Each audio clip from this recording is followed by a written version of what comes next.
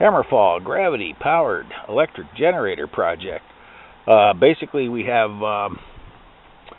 swapped the location of the blue and white gear, effectively making this a 6-to-1. So there's 1 to 3 here, 1 to 3 at this location, makes it a 1 to 6. And let's see, if I disconnect, we lift it, you can see how fast it falls. That's just the difference between a 1 to 6 gear ratio and a 1 to 9.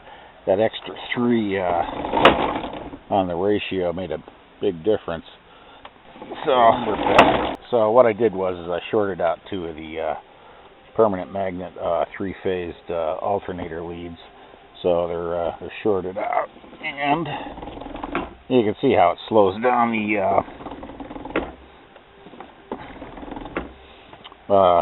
fall of the weight. So let's see, hammerFall gravity-powered electric generator project. We swapped out the blue and we reversed the blue and white gear. So now effectively it's a 1 to 6 instead of a 1 to 9, and you can see how fast, how much faster the weights fall. I have it 2 of the outlets shorted together from the PMA, and that creates a braking effect. And if I disconnect it, you can see how fast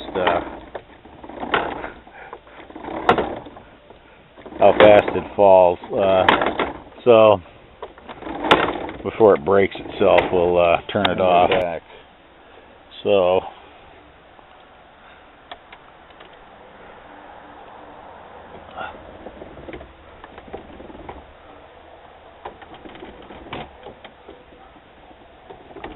yeah. So this is how the system reacts with the PMA shorted together, or the leads from the PMA shorted together. Oh, the other thing was we maximized the gear ratio at the other end so that we could shift these weights back, and you can see the difference is this is closer to 20-pound falling force at this point. I don't know. I use about numbers. So, but you can see that's about 15. This is with an extra 5 pounds, and you can see that that makes a difference as well. So that'll help. So, whoops. Before we let's see here. Before we do any electrical testing, we're going to wait for a nice bright sunny day so everything doesn't get destroyed if it happens to rain. Yeah, things are coming along, slow but sure. We can also use the device to, I haven't talked about it much, but I'm working on a capacitor dump circuit that will have 2 capacitor banks, and then one will discharge as one is charging, flip back and forth. And that may help with, greatly reducing the back EMF at the PMA, but I don't know, it's just something to work on. It's finally a circuit that could possibly use an Arduino microcontroller instead of discrete circuitry. So we'll be working on that and testing that in the near future as well, hopefully. Right now, consumption at the inputs, around 30 watts. So. Alright, so we'll be posting results, when available. We should be testing, a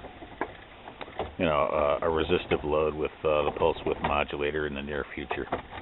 So, thanks for watching. Enjoy the day. Personal side note, during installation, I have to remember to pre-lube, the bearings, because if you ever go to disassemble it and rust has,